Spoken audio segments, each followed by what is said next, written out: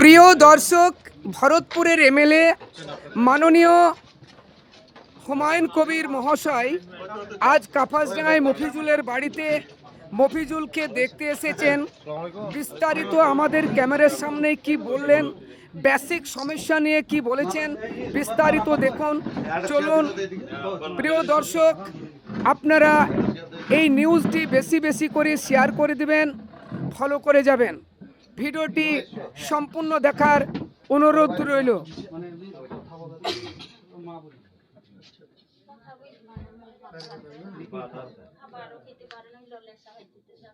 কি নাম ছিল? নাম মফিজুল শেখ।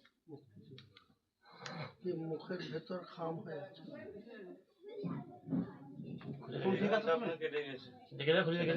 দুটো একটা মেয়ে একটা ছেলে সিজার হতে গিয়ে মারা গেছে। মেয়েটা আছে নরেন্দ্র বাড়ি, ছেলেটা বাবার কাছে।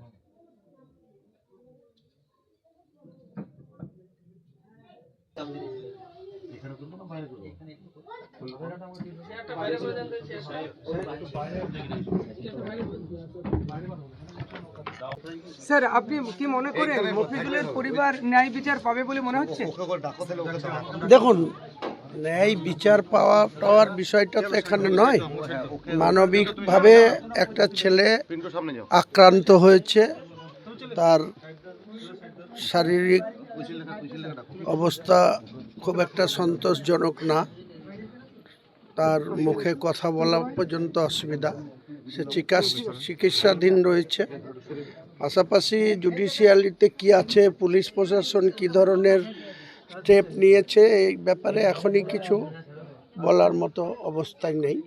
ওটা পরে আমরা দেখব যে ওর প্রতি যে অবিচার হয়েছে বা অন্যায় হয়েছে সেটা যাতে ও জাস্টিস পায় বা ন্যায় বিচার পায়, সেটা নিশ্চয়ই সময় সাপেক্ষ সময়ে আমরা সজাগ দৃষ্টি থাকবে।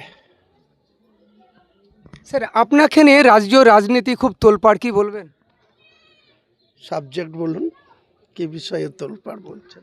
আপনি বলেছেন যে বেলডাঙ্গাতে একটি বাবরি মসজিদ তৈরি করব এবং আপনি দল থেকে একটি শোকজ নোটিশও পেয়েছেন। আপনি দলের শোকজ নোটিশ নিয়ে যে প্রশ্ন, সেটা আলাদা সাবজেক্ট। ওটা দল আমাকে শোকজ করেছে, যার জন্য করেছে, যে এজেন্ডাই করেছে, তার যথাযথ সন্তোষজনক উত্তর আমি দিয়ে দিয়েছি, সেটা নিয়ে কিছু বলার নেই। দ্বিতীয় যেটা আপনি বললেন, সেটা আমি তৃণমূলের বিধায়ক হিসাবে না, আমি বিধায়ক পরে, আগে একজন মানুষ এবং একজন মুসলিম, সেই মুসলিমের অধিকার নিয়ে আমি বাবরি মসজিদ করব। কারণ বাবরি মসজিদটা আমাদের মুসলিম জাতির সঙ্গে একটা খুব ওতপ্রোতভাবে জড়িয়ে আছে। যে মসজিদটা বাবর আজ থেকে 400 বছর আগে প্রতিষ্ঠা করে গেছিল। ঘটনাক্রমে বাবরের ছেলের নাম ছিল হুমায়ুন, আমার নামটাও হুমায়ুন কবির। আমার চাচা ছিলেন ইংলিশে অনার্স নিয়ে রামকৃষ্ণ মিশনে চাকরি করতেন। এই নামটার জন্য আপনাকে কিন্তু কটাক্ষ করছে। কটাক্ষতে কিছু আমার যায় আসে না।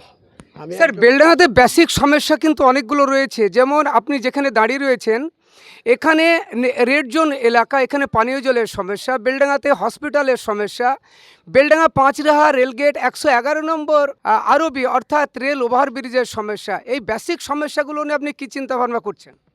মানুষ যতক্ষণ পৃথিবীতে বেঁচে থাকবে, সমস্যা থাকবে।